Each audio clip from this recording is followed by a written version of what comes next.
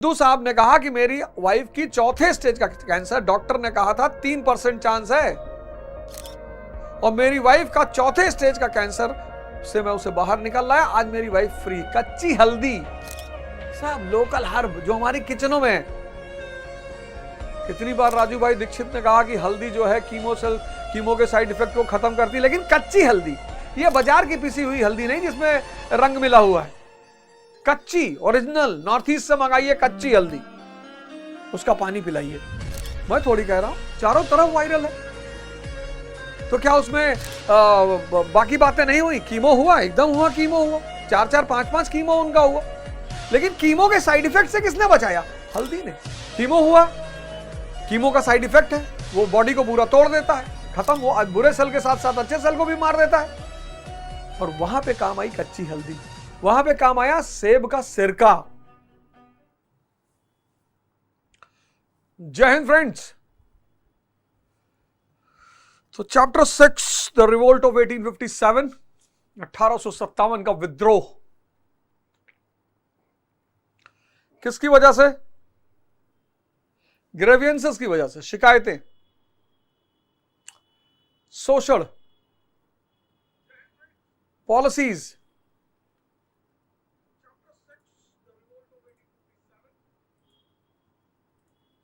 Structure, मतलब option ही नहीं था लोगों के पास।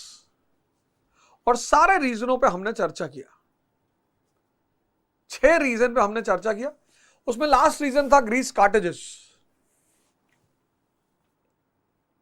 चर्बीदार कारतूस।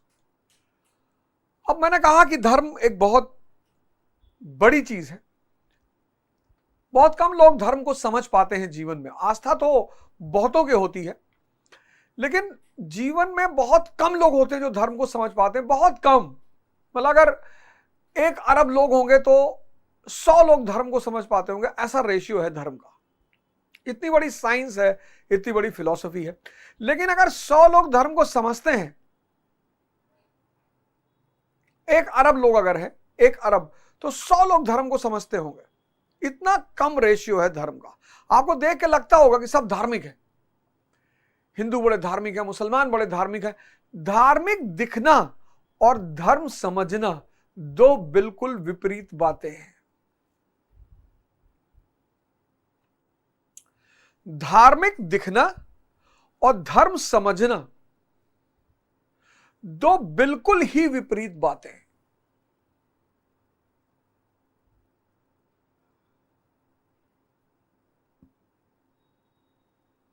एकदम विपरीत। और मास के लिए तो धर्म अफीम है। कार्ल मार्क्स एकदम सही कहता, मास के लिए, सबके लिए नहीं। Religion is opium for the masses. मतलब एक बहुत बड़ी जनसंख्या के लिए धर्म अफीम है।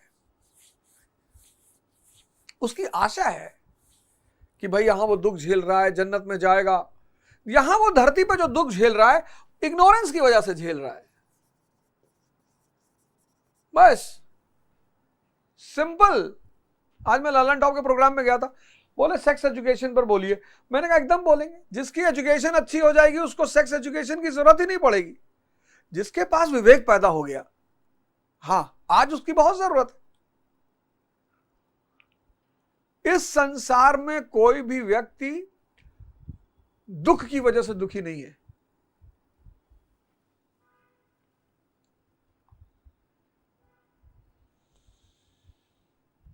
तो धर्म अफीम है, धर्म अफीम था, धर्म अफीम है, और धर्म अफीम रहेगा। ईसाई बहुत विकसित हो गए, लेकिन पोप से बाहर नहीं निकल पाए। इतने विकसित हो गए ईसाई। तो धर्म रहेगा। अब जब भी धर्म पे प्रहार होगा तो एक बहुत बड़ी जनमानस आक्रोशित होगी। अब तुम इमेजिन करो कि भारत के लोगों में डिस्कंटेंट तो था ही, भारत के लोग परेशान तो थे ही, दुखी तो थे ही, दमित तो थे ही, और उसी में चर्बीदार कारतूस, ग्रीस्ड कार्टेजेस, एनफील्ड राइफल की कार्टेज होती थी, उसको दांत से नोचना पड़ता था।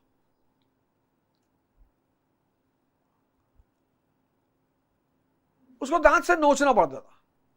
तो ऐसा कहा गया कि ये जो कार्टेजेस है, इसमें जो ग्रीस लगा है, इसमें सुअर की चर्बी और गाय की चर्बी। अब जैसे सुअर की चर्बी की बात आई तो मुसलमान और गुस्सा हो गए कि सुअर की चर्बी, और जब गाय की चर्बी की बात आई तो हिंदू। और फौज का सिपाही बहुत खतरनाक,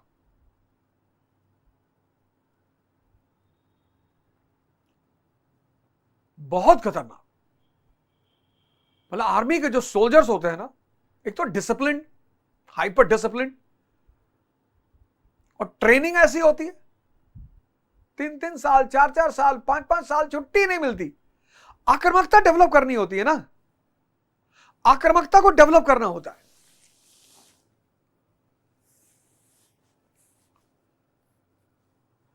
फार्म हाउस डॉग्स होते हैं, दिन में चेन में बांध के रखेंगे, तो दिन में चेन में आप अगर डॉग को शुरू से चेन में बांधोगे, आक्रामक हो जाएगा। आप अगर शेर को 24 घंटे पिंजरे में बंद रखोगे, आक्रामक हो जाएगा। आप अगर बच्चे को हमेशा घर में रखोगे, आक्रामक हो जाएगा। ट्रेनिंग है ये सब। तो ट्रेनिंग ऐसी की जाती है कि आक्रामकता पैदा हो जाती है। और फिर फिटनेस, लड़ने की जज्बा, हिम्मत, साहस। अंग्रेजों ने यही गलती कर दी, हिंदुस्तान के सिपाहियों पर हाथ रख दिया, वो भी इंडियन आर्मी के सिपाहियों पर। भारतीय सिपाहियों पर हाथ रख दिया।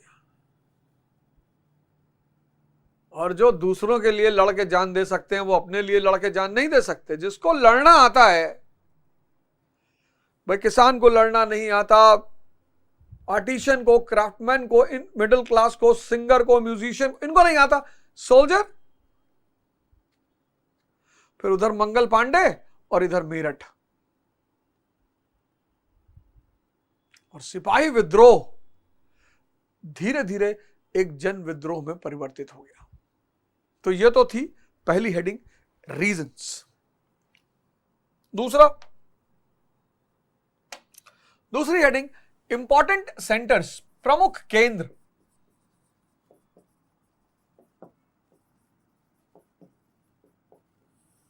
अच्छा, सिपाहियों ने समय समय पर विद्रोह किया, ऐसा नहीं कि सिर्फ मंगल पांडे का विद्रोह। 1806 का वेल्लोर का विद्रोह, फिर 24th रेजिमेंट 1847 का। तो आप देखोगे, एनसीईआरटी पढ़ोगे, वो सारे विद्रोह, सिपाही जो विद्रोह है उनके एक सीरियल आप लिख लेना। ऐसा नहीं मंगल पांडे का विद्रोह पहला विद्रोह था। समय समय पर सिपाहियों ने बहुत सारे नियमों के खिलाफ विद्रोह किया और विद्रोह क्रश किया गया, और अंदर वो आग सुलग रही थी। Who is a soldier? A farmer in uniform. Soldier कौन है? किसान, यूनिफॉर्म वाला किसान। तो अगर उसका भाई घर पे किसान के रूप में परेशान है, तो सिपाही भी परेशान होगा। और फिर सिपाही की अपनी चुनौतियां। तो सीरियल हुआ, मतलब एक सीरीज है सिपाही विद्रोह की। मैंने कहा ना 1806 से, वेल्लोर विद्रोह से, और फिर मंगल पांडे, और फिर फाइनली मेरठ 10 मई 1857। और उस सिपाही विद्रोह ने बाद में एक जन विद्रोह का रूप ले लिया। कैसे लिया देखते हैं। Important centres. अब एपी सेंटर क्या है? केंद्र, भूकंप जहां पे उठा वो केंद्र था मेरठ, 10 मई 1857।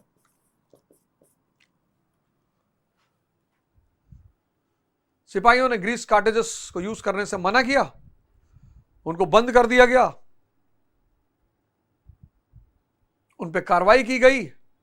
फिर तो उनके साथियों ने कहा कि नहीं, आज ये इनकी बारी है, कल हमारी बारी आएगी। और फिर मेरठ के सिपाहियों ने अपने साथियों को छुड़ाया, सबऑर्डिनेट ऑफिसरों को मार डाला, और फिर वहां से सिपाही की टोली निकली और सीधे पहुंची दिल्ली। दिल्ली यानी मुगल अभी भी, उनका सारा वजूद खत्म हो चुका था, लेकिन मुगल अभी भी भारतीय जनमानस में केंद्रीय सत्ता के प्रतीक थे। Still Mughals were the symbol of Indian political unity. तो मेरठ से सिपाहियों का जत्था चला और पहुंचा दिल्ली, और दिल्ली में बहादुर शाह जफर, जफर उनका पेन नेम है, कविताएं, पोएट, शायरी करते थे, उस पे था, जफर उनका पेन नेम है, बहादुर शाह जफर। सबने इनको अपना नेता डिक्लेयर किया, और जैसे ही लोगों ने इनको अपना नेता डिक्लेयर किया, वैसे ही ये विद्रोह क्रांति में परिवर्तित हो गया। End of old order, beginning of new order.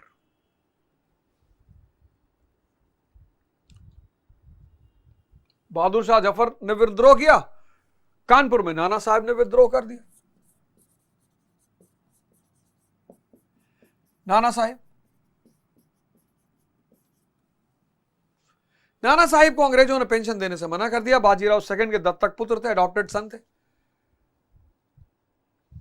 इनको पुणे से निकाल के बिठूर में बैठा दिया था और पेंशन देने से मना कर दिया था। इनका अलग ग्रेवियांस था कि भैया हमको पेंशन तो कम से कम दे दो, बोले पेंशन नहीं देंगे।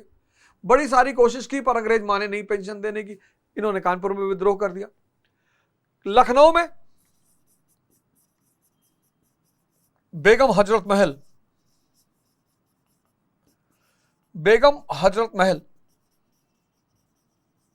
इन्होंने कहा कि मेरा बेटा बिरजिस कादिर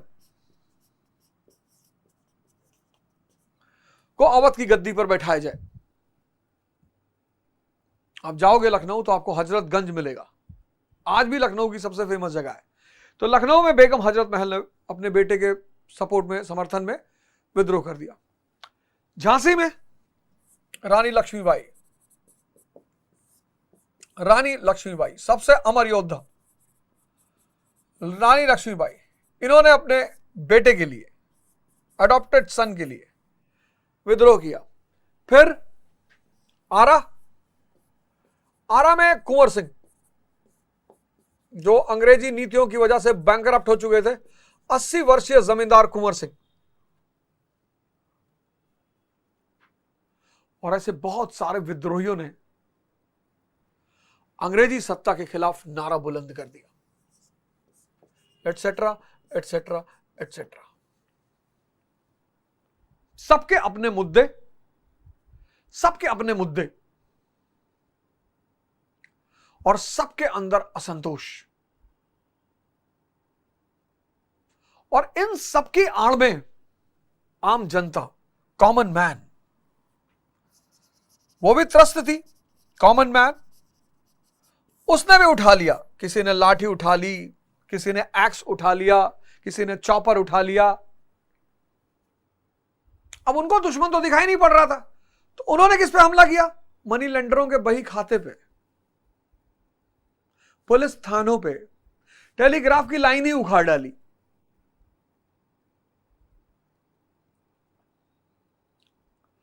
और इस तरह से मेरठ में शुरू हुए सिपाही विद्रोह ने धीरे धीरे एक जन विद्रोह का स्वरूप ग्रहण कर लिया।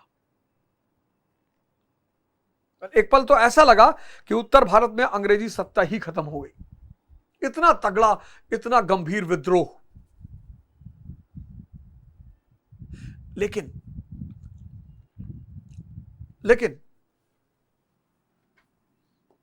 अगली heading,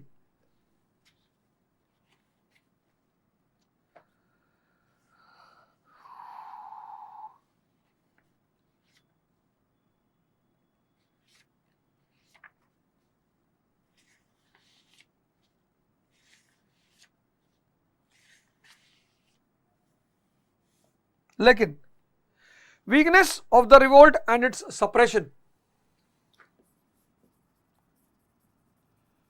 weakness of the revolt and its suppression, विद्रोह की कमजोरियां और उसका दमन।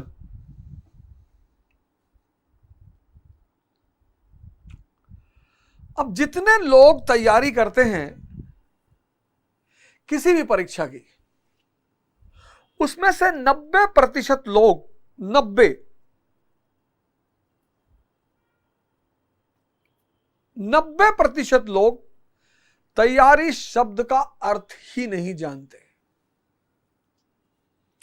आप में से जितने लोग सिविल सेवा की तैयारी करना चाहते हो, जितने, आप मुझे 1 हफ्ते दो, बस। आप कहीं से भी पढ़े हो, आप कहीं से भी पढ़े हो, 2 साल से आप तैयारी कर रहे हो, 3 साल से कर रहे हो, 4 साल से कर रहे हो, कहीं से भी, आप हमको 1 हफ्ते दो। मतलब अगर आप 2 साल से तैयारी कर रहे हैं और आपका सिलेक्शन नहीं हो रहा, 3 साल से कर रहे हैं आपका सिलेक्शन नहीं हो रहा, आप मुझे 1 हफ्ते दो, मैं आपको प्रूव कर दूंगा कि आपका सिलेक्शन क्यों नहीं हो रहा है, प्री क्यों नहीं निकल रहा है, मेंस क्यों नहीं निकल रहा है, मैं दिखाऊंगा आपको। सिर्फ बात करने की बात नहीं, लाइव। आप में से कितने सारे लोग हो जिन्होंने मॉडर्न इंडिया पढ़ रखा होगा? इस 5 चैप्टर में हालत, पहला टेस्ट पेपर में कितने लोग आके मुझसे मिले, सर दिमाग हिल गया सर, सर अजीब सर क्वेश्चन सुने सर, इस तरह से तो देखा ही नहीं सर, पढ़ा ही नहीं। मेरे दुश्मन मेरी ताकत नहीं जानते। अगर मेरे दुश्मन ये कहने लगे कि अवध ओझा पढ़ाता बहुत अच्छा है, तो मैं पढ़ाना ही छोड़ दूं। मेरी ताकत है मेरी आलोचना, क्योंकि बचपन से ऐसा रहा है। जिसने कहा ये नहीं कर पाओगे, मैंने कहा यही करेंगे।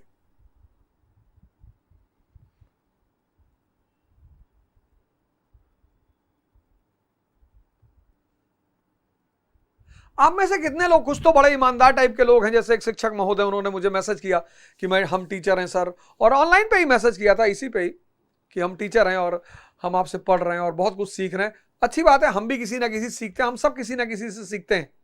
लेकिन आप में से शर्तिया बहुत सारे लोग होंगे जो बहुत सम्मानित इंस्टीट्यूटों में पढ़े होंगे और बोल नहीं पा रहे हैं।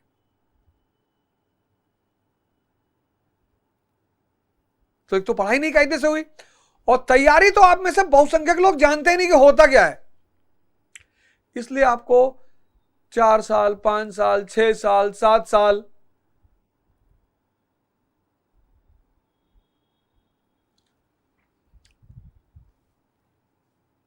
कैंसर। भाई सिद्धू साहब ने कहा कि मेरी वाइफ का 4थे स्टेज का कैंसर, कितनी बड़ी घटना है। सिद्धू साहब ने कहा कि मेरी वाइफ की 4थे स्टेज का कैंसर, डॉक्टर ने कहा था 3% चांस है, और मेरी वाइफ का 4थे स्टेज का कैंसर से मैं उसे बाहर निकल लाया। आज मेरी वाइफ फ्री। कच्ची हल्दी, कच्ची हल्दी।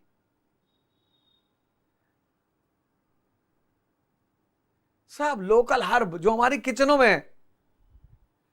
कितनी बार राजू भाई दीक्षित ने कहा कि हल्दी जो है कीमो के साइड इफेक्ट को खत्म करती है, लेकिन कच्ची हल्दी, ये बाजार की पिसी हुई हल्दी नहीं जिसमें रंग मिला हुआ है, कच्ची ओरिजिनल नॉर्थ ईस्ट से मंगाइए कच्ची हल्दी, उसका पानी पिलाइए। मैं थोड़ी कह रहा हूं, चारों तरफ वायरल है, तो क्या उसमें बाकी बातें नहीं हुई? कीमो हुआ, एकदम हुआ, कीमो हुआ, 4-4, 5-5 कीमो उनका हुआ, लेकिन कीमो के साइड इफेक्ट से किसने बचाया? हल्दी ने। ऐसा वो उन्होंने कहा कीमो नहीं हुआ, एकदम हुआ, कीमो हुआ। कीमो का साइड इफेक्ट है, वो बॉडी को पूरा तोड़ देता है, खत्म, वो बुरे सेल के साथ साथ अच्छे सेल को भी मार देता है। और वहां पे काम आई कच्ची हल्दी, वहां पे काम आया सेब का सिरका। भाई साहब, आप कभी अयोध्या से बस्ती की तरफ जाइए, सिरकों की लाइन से दुकान है। गांव में कोई बीमार नहीं पड़ता था, प्याज और सिरका, इतनी बड़ी दवा है सिरका। विनेगर,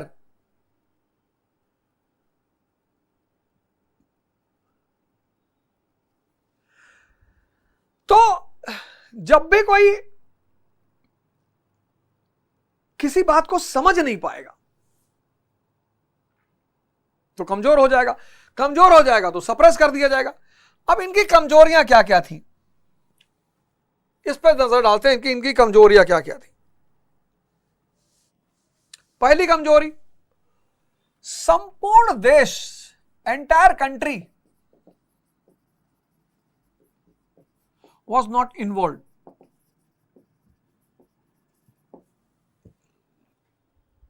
पूरा देश शामिल नहीं था। एक अच्छा भूभाग था, उत्तर भारत की सबसे ज्यादा भूमिका थी, दक्षिण में तो बहुत क्रूरतम ढंग से उन्होंने सप्रेस कर रखा था पहले से। एक तो पूरा देश शामिल नहीं था। दूसरी सबसे बड़ी कमजोरी थी कि बहुसंख्यक रजवाड़े, states, majority states were helping British. Majority states, Nizam, Sindhia, Kashmiri state, Kashmir, Nepal, etc. etc. इन सबको अपनी चिंता थी, नेशन था ही नहीं। इसमें बुरा मानने वाली क्या बात है? नेशन था ही नहीं कि इनको हम कहें देशद्रोही है। जब राष्ट्र ही नहीं था तो राष्ट्रद्रोही कैसे कोई हो जाएगा?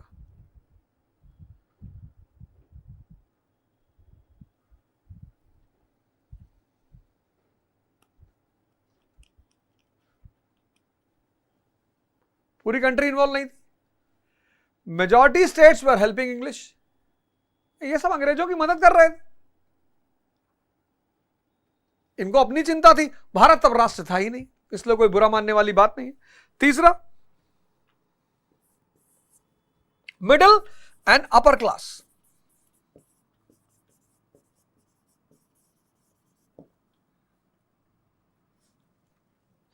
Middle and upper class, specially educated middle class, educated middle class, educated middle class people like Raja Ram Mohan Roy. तब तो खैर बेचारे थे नहीं, उनका डेथ हो चुका था। एग्जाम्पल के तौर पर कह रहा हूं कि ये जो एजुकेटेड मिडिल क्लास था, राजा राम मोहन रॉय जैसे लोग जो थे, इन्हें पता चल चुका था कि अंग्रेजों के आने से एक नई धारा शुरू हो चुकी है, आधुनिक धारा शुरू हो चुकी है। अगर सत्ता फिर से विद्रोहियों के हाथ में आई तो ये जो नई धारा शुरू हुई, आधुनिक धारा, मॉडर्न स्ट्रीम शुरू हुआ है, ये फिर से बैकवर्ड हो जाएगी। इसलिए न्यूट्रल थे, ये किसी की तरफ नहीं थे। ये एजुकेटेड मिडिल क्लास, ये न्यूट्रल। इन्हें भय था कि अगर विद्रोही जीते तो भारत की जो आधुनिक धारा शुरू हुई है वो फिर से पीछे की तरफ गतिमान हो जाएगी। मनी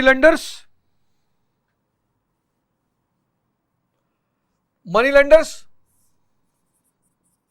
इनका तो पूरा वजूद ही अंग्रेजों के ऊपर टिका हुआ था। They were the suction pump for British rule. जैसे हैंडपंप से पानी निकाला जाता है ना, ऐसे ये सक्शन पंप थे। ब्रैकेट में लिख लो, suction pump for British rule. कैसे सक्शन पंप? अब मैं किसान हूं और अमिताभ बच्चन जी मनी लेंडर है। अब भैया मुझे, अब किसान के पास पैसे की हमेशा शॉर्टेज रहती है, क्योंकि agriculture provide periodical income and periodical employment. अब मुझे टाइम पर टैक्स जमा करना, अगर मैं टाइम पे टैक्स नहीं जमा कर पाऊंगा मेरी जमीन जब्त हो जाएगी। तो अगर मेरे पास उचित पैसा नहीं आया तो मैं पैसा किससे लूंगा? मनी लेंडर से, अमिताभ बच्चन जी से। अब मनी लेंडर पर हाथ है सरकार का, तो ब्याज कितना कर रहा है वो?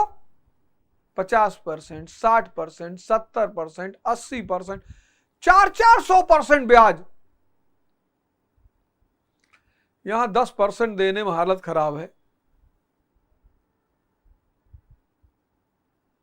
आप में से जितने लोगों ने लोन ला रखा होगा सबको पता होगा, कुछ लोग एक फ्लैट लेते हैं और पूरा जीवन उसकी किस्त अदा करते हैं, पूरा जीवन।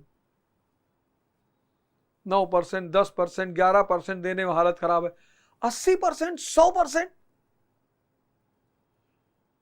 अब मनी लेंडर को इससे क्या फायदा होगा? वो जमीन लेके क्या करेगा? मैं गेहूं पैदा कर रहा था, वो अफीम पैदा करेगा। तो मनी लेंडर्स वर सक्शन पंप। ब्रिटिश रूल का सक्शन पंप, तो वो तो चाहते ही नहीं थे। तो ये पूरा समाज, money lender, middle class, upper class, educated middle class, ये सारे लोग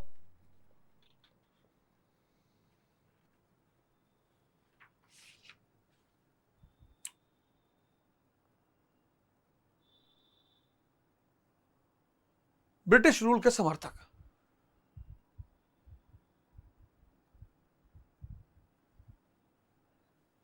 जमींदार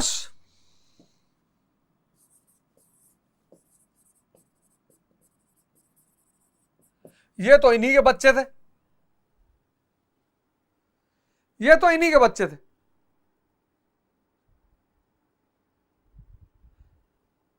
तो भारत का जो एक अहम तबका था जनसंख्या का, एक तो पूरा भारत शामिल नहीं हुआ, और फिर जो जनसंख्या का अहम तबका था, बड़े बड़े रजवाड़े अंग्रेजों के साथ, एक विभीषण ने रावण को तबाह कर दिया, और बड़े बड़े रजवाड़े अंग्रेजों के साथ, ये money lender, middle upper class, educated middle class, जमींदार, ये सबसे बड़ी कमजोरी थी 1857 की विद्रोह की। कोई एक बाइंडिंग फोर्स नहीं था। 1942 में एक बाइंडिंग फोर्स था, स्वराज, पूर्ण स्वराज। सब एक ही चीज मांग रहे थे, पूर्ण स्वराज। बोले पूर्ण स्वराज मिल जाएगा फिर हम अपना अपना मुद्दा सॉल्व कर लेंगे, लेकिन अब हमें चाहिए पूर्ण स्वराज। तो 1857 और 1942, 1857 और 1942 क्विट इंडिया, दोनों में सबसे बड़ा फर्क यह था कि यहां सिर्फ एक मांग थी, वन डिमांड। कौन सी? पूर्ण स्वराज, पूर्ण स्वराज। लेकिन 1857 में सबकी अपनी अपनी डिमांड, अपनी अपनी मांग। कोई पेंशन मांग रहा था, कोई राजगद्दी मांग रहा था, कोई सुविधा मांग रहा था।